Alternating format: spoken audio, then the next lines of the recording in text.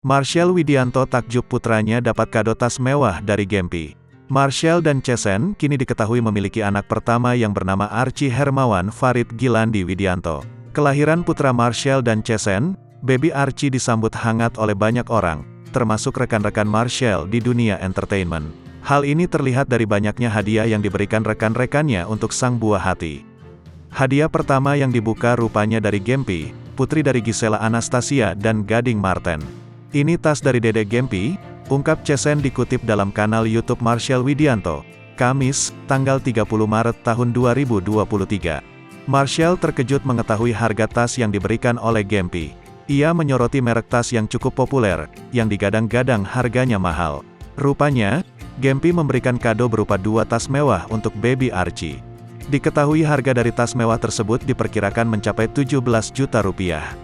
Waduh, banyak juga rekeningnya ya Gempi. 3 kali UMR Karawang ini, ucap Marshall Widianto.